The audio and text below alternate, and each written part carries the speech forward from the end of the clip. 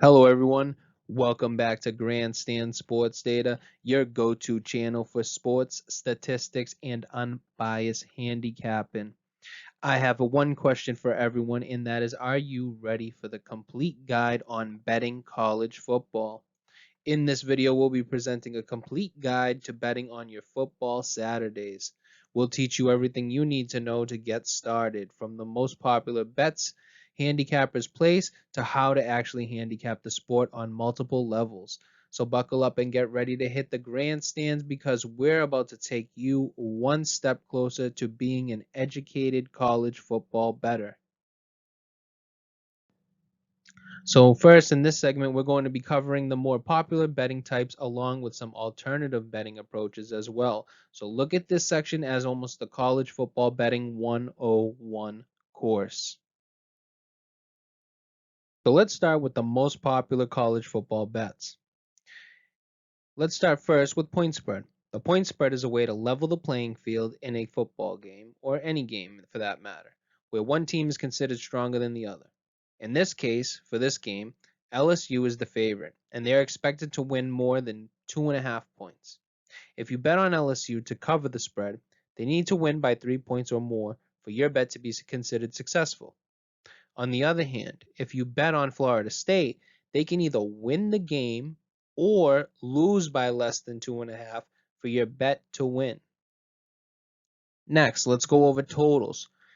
The total, also known as the over-under, is the combined score of both teams in the game. In this case, the total is set at 57. Bettors can wager on whether the actual total points scored in the game will be over or under this number. If you believe the game will be a high scoring game and the total points will exceed 57, you would bet the over. If you expect a lower scoring game, you would bet the under. Finally, let's move on to money lines. And money line odds, it's a straightforward bet on which team will win the game, regardless of the point spread. The odds indicate the potential payout for a successful bet. So in this case, LSU is the favorite with a money line of minus 140. This means that if you bet $140 on LSU and they win, you would profit $100. On the other hand, Florida State is the underdog with a money line of plus 120. So if you bet 100 on Florida State and they win, you would profit $120. Also, I'd like to mention this with the point spread totals and money line. You can bet them in what is called derivative bets. So this means that they can be broken down into quarters. So you can bet on point spread for the first quarter or the second quarter. You can also bet the money line in those quarters as well. You can do it in halves, or you can do it for just the second half or just the first half. So for example, maybe LSU's favored by -1 in the first half of this game. The same implications would apply, except at halftime, your bet would be deemed either a winner or a loser. Finally, just to touch on, if you bet on professional football, the line movement in college football is much more pronounced than in the NFL. And the line can move as much as 3, 4, even 5 points or even more during the week. So finding your edge early in the week could give you tremendous value when betting on college football. Next, let's move on to other popular college football bets. There's parlays. Now, parlays involve combining multiple bets into a single wager for a potentially higher payout. All individual bets within the parlay must be correct for the parlay to win. So, if you may place 3 bets, you need to go undefeated, is basically what they're saying. Here are a few types of the parlays that you can use. You can do a point spread parlay. So you combine 2 or more point spread bets. For example, if you believe that LSU will cover the spread against Florida State and another team will cover a different spread during the week, you can parlay these bets for a higher potential payout. Another one involves moneyline parlays. This involves betting on the winners of multiple games, ignoring the point spread. If you're confident in the outcomes of several games, you can parlay their moneyline bets for a bigger potential payout. You can do the same thing for totals or over-under parlays. You combine over-under bets from different games. If you expect the multiple games or all the games that you bet on to be higher scoring or lower scoring, you can parlay the over-under bets for each game. Next, let's move on to teasers. And teasers are similar to parlays, but they allow you to adjust the point spread or total in your favor in exchange for lower odds. Some common types of teasers include point spread teasers, so you can adjust the point spread in your favor by a certain number of points for each game. This makes it easier for your chosen teams to cover the spread, but the odds get reduced. Total teasers. This is similar to the point spread teaser. You can adjust the over-under by a certain number of points in your favor for each game. Finally, and let's move on to props. And props are bets on specific events or outcomes within a game that don't necessarily relate to the final score. So here's some common props in college football. We have player props. These bets focus on individual player performances. For example, you can bet on whether a particular quarterback will throw for a certain number of yards or a running back will score a certain amount of touchdowns.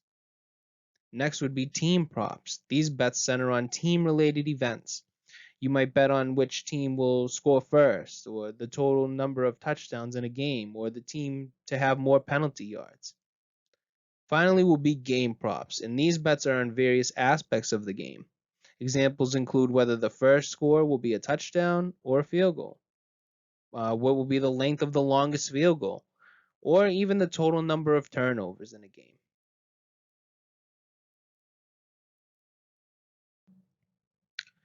For the next segment, we're going to inform you about handicapping college football games. So this is the fundamental and technical handicapping, along with some stats to include in basic models if you're into that type of stuff. In this segment, we'll discuss the important factors of each type of handicapping and how they can be used in combination to maximize your chances of success when betting on college football. Let's start with the fundamental factors. One of the most important fundamental factors in college football is coaching. Coaching holds a significant role in college football. With strategic game plans, real-time adjustments, and crucial play calling having a substantial impact on the final outcomes of games. A confident understanding of coaching strategies is key for predicting how a match will unfold. Study coaches' tendencies, particularly in under pressure situations. Teams with strong coaches often outperform expectations. Next would be player versus player matchups. Or even if you want to get specific, you can do offense versus defensive line. Player versus player matchups are pivotal in college football betting, often determining advantage or disadvantages for specific positions that can significantly impact the game's outcome. Understanding these matchups is a confident way to predict player performance and its effect on the overall game. This is very crucial in college football because there is a gap in skill level, whereas in the NFL, the talent gap is much more narrow. Next would be scheme. Scheme matchups hold vital importance in college football betting, as they involve teams with different playing styles strategically capitalizing on weaknesses in each other's strategies. Having a confident grasp of these matchups aids in predicting how teams will exploit their opponent's tactics to influence game outcomes. A run-heavy team might struggle against a defense known for its run-stopping abilities, whereas a pass-heavy offense might find success against a defense with weaker pass coverage. Finally, rest or injury.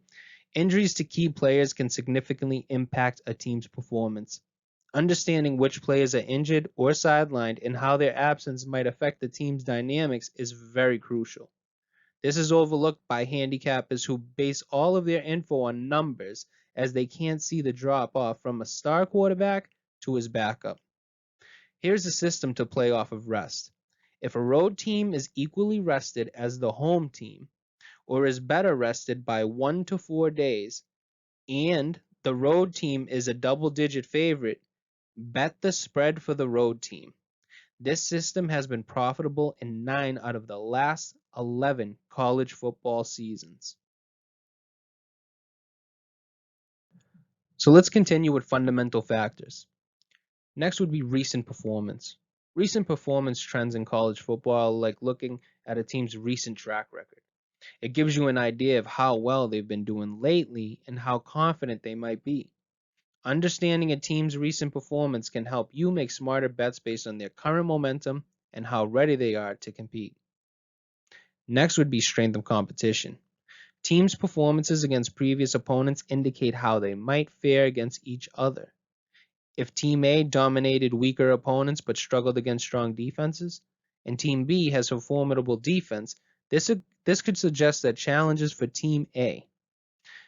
Review how each team performed against similar competition will help you gauge their potential success in upcoming matchups. Next would be motivation and momentum. Team motivation, including factors like intense rivalries or the chance to make it to the playoffs, is a key influencer of performance in college football. For example, imagine a team that's had a tough season, but is now facing their biggest rival. The intense desire to win that rivalry game could push them to perform much better than usual, showing how important understanding team motivation is when making betting decisions. Finally, would be the venue or the crowd. The venue and the crowd support have a substantial impact on college football games, often given a home field advantage to the host team.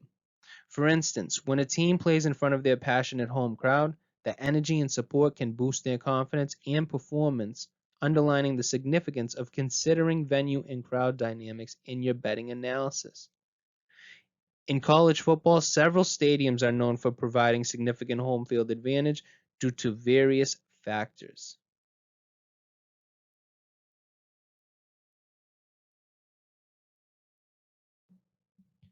Next would be technical factors.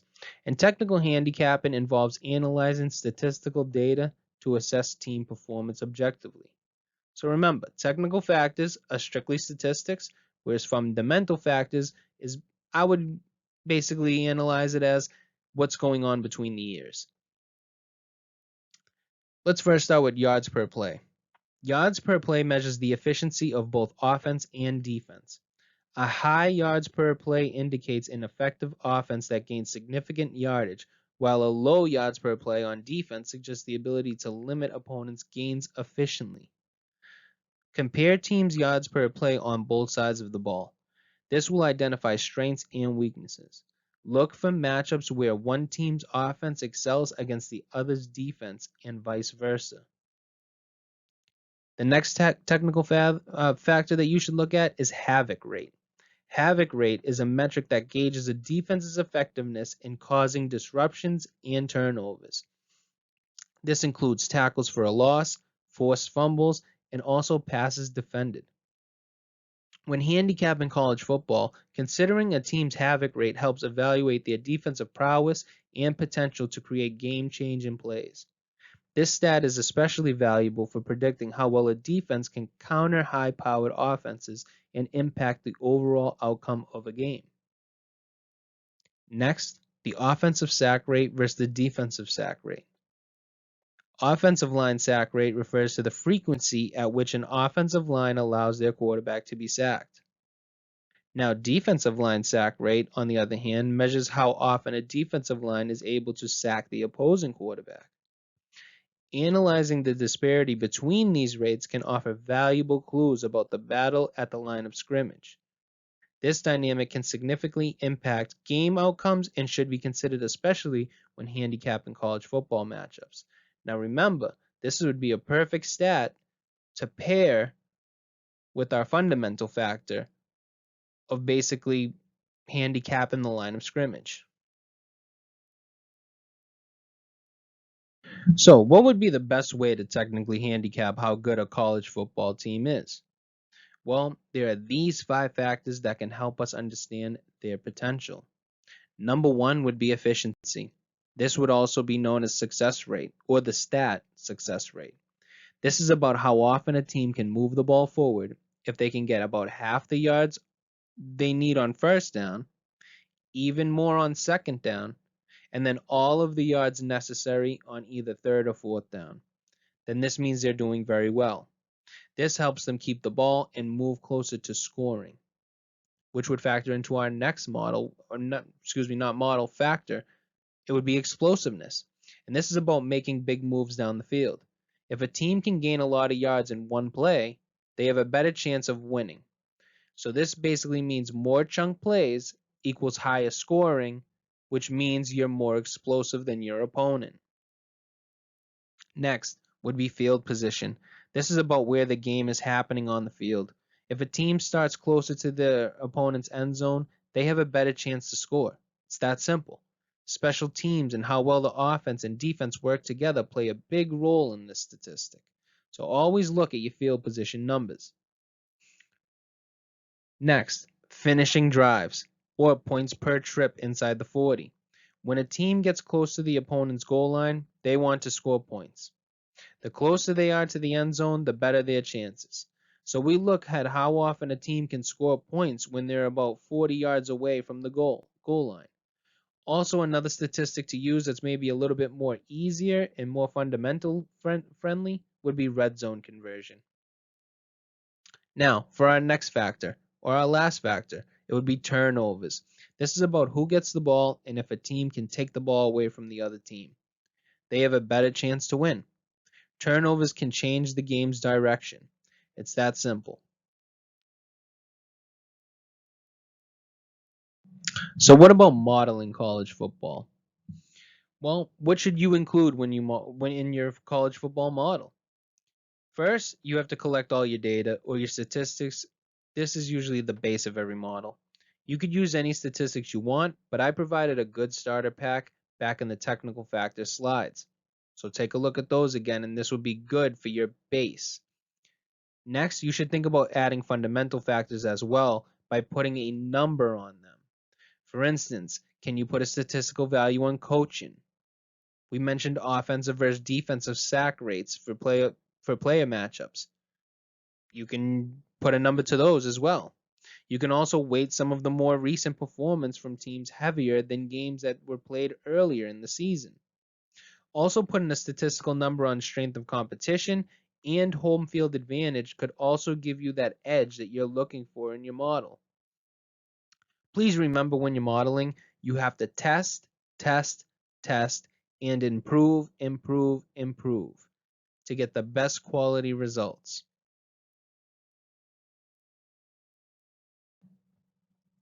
Next, for this segment, we're going to be touching on the strategies for success when betting on college football. We will touch on strategies for the preseason, we'll touch on strategies for the regular season, and then finally for betting on the postseason. So, let's start with the preseason research.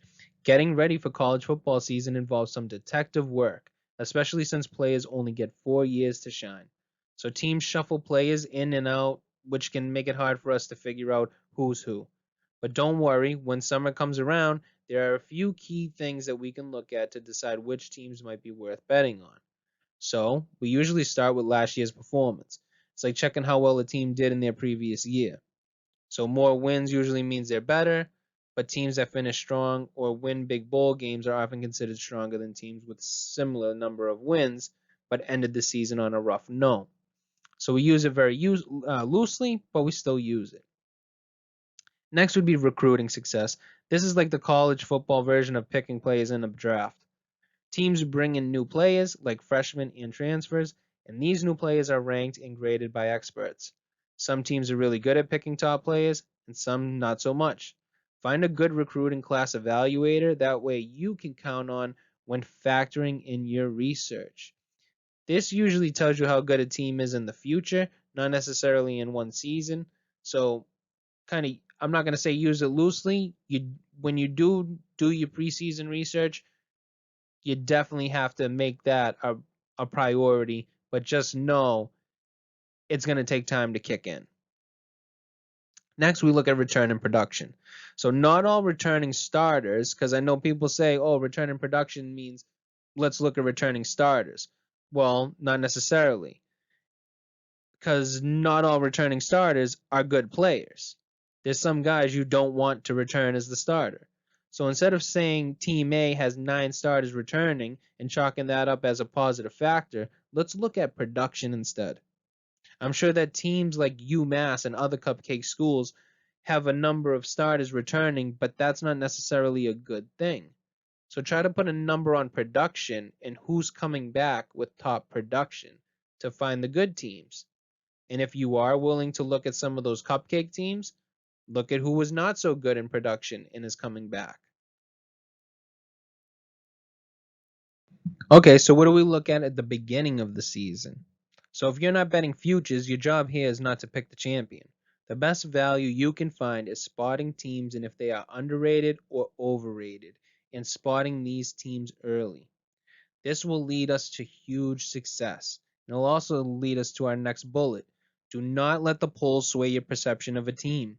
The polls are not always right, and if they were, then the same 25 teams that were ranked 1 through 25 would be the final 25 teams, and with no changes at all at the end of the year.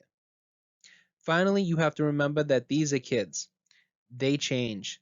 Don't cement your perceptions on how good or bad a player is on one game or even one season. Coaching can change a young player in the snap of a finger. So don't forget, they are kids. They're still growing. So let's continue with regular season research. Next would be the schedule. College football doesn't have a set schedule like the NFL. While there's no strict week number concept, it is important to know where we are in the season when we're predicting games.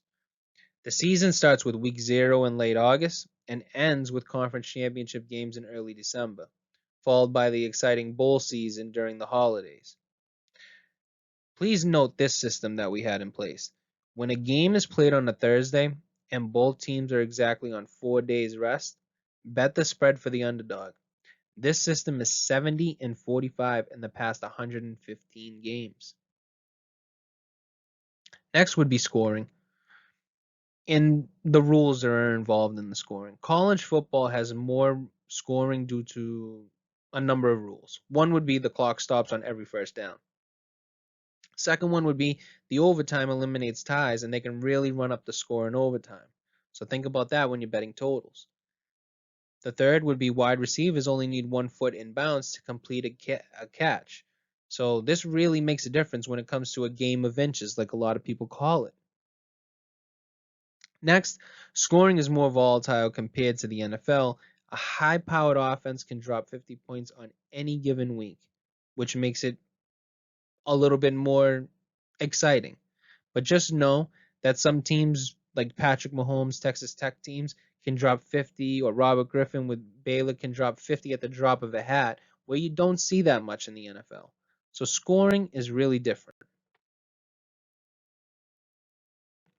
So let's finish up our regular season research with understanding the conference play. So why do we have to understand conference play? Because there's a difference in each conference in their styles, their strengths, and also their level of competition. Understanding these differences will help you make more informed bets when teams from different conferences play each other. So let's start with some of the top ones. One would be the SEC. The SEC is known for its dominant defenses and its high-profile matchups. Usually the SEC excels in recruiting top talent and making games highly competitive. Next would be the Big Ten. In the Big Ten, they emphasize traditional power running football and also strong defensive play. Usually this is because of the poor weather conditions that usually happen at the end of the season. Next would be the ACC. This is home to some of the high-scoring offenses. The ACC is known for its strong passing games and also their offensive innovation, I guess I would call it. Finally would be the Pac-12. So they often feature fast-paced, high-scoring games due to the emphasis on passing offenses and also their spread formations. So what are some trends and implications that we can look at when we're handicapping maybe the conference play? Well, first would be rivalries. So some conferences feature intense rivalries that consistently impact betting outcomes. So you need to research these historical results and how rivalries influence team motivation. Next would be home field advantage, and this keeps popping up in almost all of our factors. Certain conferences show stronger home field advantages due to the crowd intensity. Even the weather conditions can factor in, so be mindful of home and away performance differences. Next would be consistency and variability. Some conferences have teams with consistent performance year after year, while others have more unpredictable outcomes. So just adjust your risk tolerance to each of these teams. Finally would be the conference championships. So teams that perform well in their conference might carry momentum into the postseason games. Consider how conference championship outcomes affect team morale. Next would be strength of schedule. So strength of schedule is going to vary wildly when it comes to conferences. Usually you'll see this when a power conference, they like to call them, will play a non-power conference team. So teams in power conferences face tougher opponents, leading to more challenging schedules, while non-power conferences may have weaker opponents, impacting their performance metrics when they play each other. This will lead into cross-conference matchups. Analyze how teams from different conferences perform when facing each other, such as Pac-12 versus Big Ten or SEC versus ACC. This will provide insights into how styles of play and strengths match up. Finally, late season impacts. Teams facing challenging schedules late in the season might experience fatigue, injuries, and potential shifts in performance when rolling into either conference final games or even the playoffs. So make sure to handicap that. Finally, we're going to touch on matchup analysis.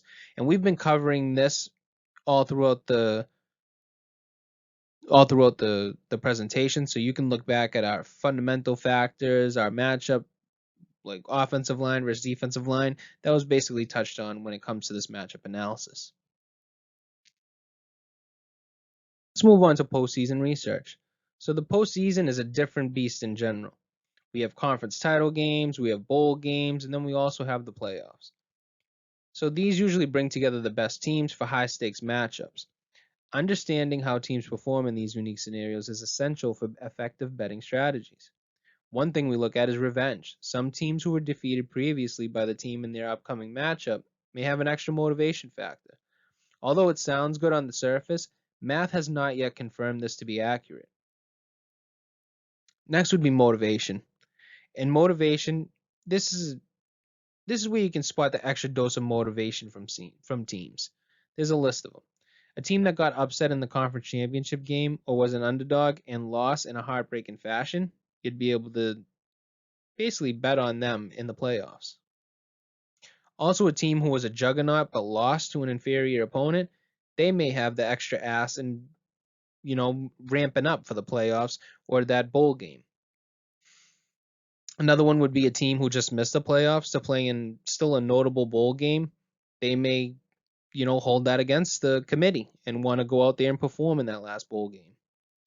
Next would be a team who thought they'd be a notable bowl game, but get placed in one of those hard rock after a bowel movement bowl. Something corny like that. So they will have the ass as well, and they'll want to show that they, could have been in one of those notable bowls. Then the next two factors I would say would be coaching factors. Look at a coach who is on his way out. If he's on his way out to a higher tier school, you're going to want to bet on that team because that coach is going to want to show that higher tier school that he's worthy. If he's moving laterally or even to a lower tier school, then you want to bet against them because his players have probably usually given up on him. Next, you want to look at coaches that are on the hot seat. If his players love him, they'll play their ass off in that final game to keep him there. But if they don't, then that's kind of a telltale sign that they really don't want him there anymore. Next would be draft eligible players. You need to look at this when you handicap in the postseason. So as of late, some huge names for certain teams will sit out and stay healthy for their huge payday in the NFL. So make sure to handicap that situation.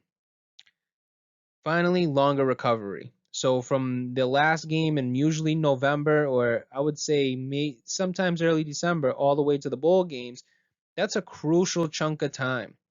Some notable players could get healthy in time for the bowl, so make sure to factor that into your handicapping as well. Okay, so this is where we want to welcome you to our bankroll management portion for our college football betting video. We'll be covering the importance of your initial deposit, sizing your bets, tracking your bankroll, and also setting bankroll goals. We'll discuss the importance of each of these topics and provide steps to help you manage your bankroll in a safe and responsible way. First will be the steps to managing your college football bankroll. You first want to, gambling on college football, it can be fun and interesting way to make some extra money on the side, but it's also important that you have the right bankroll budgeting.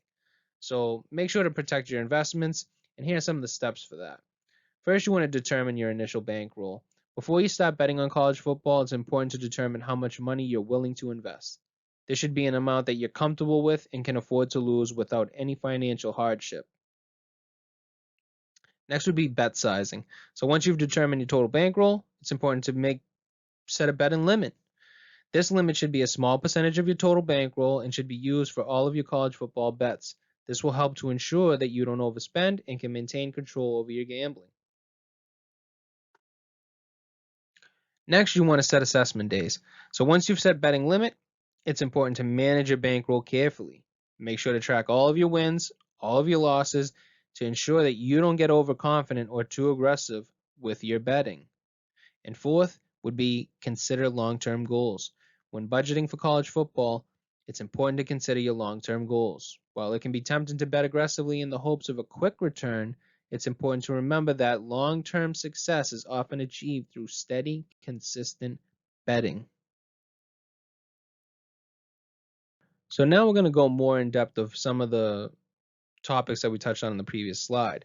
So after your initial deposit, you're usually going to size your bets. And what strategies or I guess styles are most used? First would be flat betting. So this is when you bet the same amount for every single bet. Most gamblers will tell you that using 1% to 2% of your bankroll will make this most sense. So but if you do that, never bet more than 10 bets in a session. This will limit your bets per session and it will manage your risk of your ruin. So it'll help you preserve your bankroll and it'll also make it easier to evaluate during those assessment dates that we talked about. Another technique for sizing your bets is percentage betting. So this is where you would take your total bankroll and break your bets into percentage form. So make sure if you use this technique, assessment days must be daily or even weekly at the most. If you start throwing around 5% plays after one day of losing, this can really puncture your bankroll. I cannot stress enough, your bankroll must be examined very often using this bet sizing strategy. Also, keep records of your past results.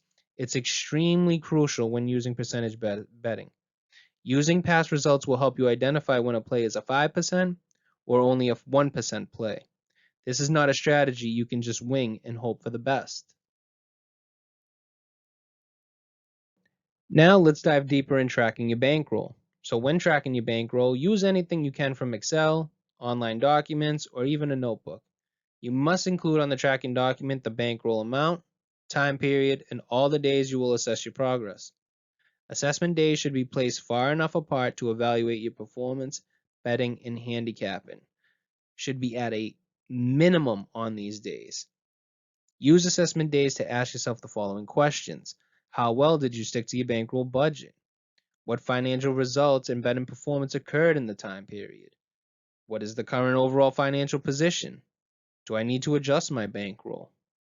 Never adjust your betting amounts on non-assessment days.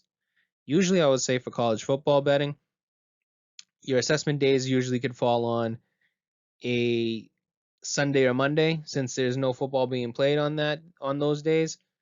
But do remember that the schedule is not much like the NFL. So on NFL, you could almost set it by your watch that on Tuesday would be your assessment days because there's absolutely no football being played. Whereas college football, they have games scattered everywhere. So if you're analyzing the whole FBS, which is formerly known as Division One football, there's 100 and something teams. So just know the schedule in advance. So next we're going to expand on the goals. First and foremost, you must set financial goals. Know your why. Are you doing this for money? Are you doing it for fun? Do you think that you're an expert at college football knowledge? No matter the reason, you must set realistic goals that are smart, and by smart, we don't mean intelligent. That should already be assumed. Smart means specific, measurable, achievable, relevant, and time specific. So I want to have at least 8% rate of return this college football season. Is that specific? Yes, it is. There's a real number and a real deadline. Is it measurable? Yes, as long as you keep track of your rate of return over the season. Is it achievable? Yes, it's difficult, but it's achievable. Is it relevant? Yes, because it's your goal and not some tout online that's trying to sell you a system that makes you a millionaire overnight. Is it time specific? Yes, because your results can be evaluated at the end of the football season. A goal that is not smart would be, I want to make lots of money in sports betting. Well, that's obvious. All of us do. The next segment is our college football resources, and the best place to find all the information you need to handicap college football. Here's the college football betting resources, and some of the popular ones that we use here at Grandstand Sports Data. We use covers.com. We use this for all of the sports. This is tons of handicapping content on this website. Same thing with oddshark.com. They cover all types of sports, any types of sports, just like us at Grandstand Sports Data. Next would be teamrankings.com. These usually give situational trends and also spreads and records and data everywhere. Next would be collegefootballdata.com. So this will have everything from basic stats to advanced metrics. This will have some of the stats that we covered here with when it comes to Havoc Rate or even success rate when it comes to efficiency. They have all the advanced metrics as well as the basic stats to go with them as well. And then we'll always promote sportsreference.com in their college football site. This is stats galore when it comes to them as well, and they do this for almost every sport as well. They just picked up on soccer, and they have baseball, they have football for both college and pro. Same thing with basketball, both college and pro, and hockey as well. So like always, we'd like to thank you guys for watching. Thanks for tuning in to this year's video of the ultimate guide for betting college football 2023. If you haven't already, make sure to hit that subscribe button for more helpful betting tips and analysis on the way. Don't forget to like, share, and comment if you found this video helpful. Until next time, stay safe and good luck on your future bets.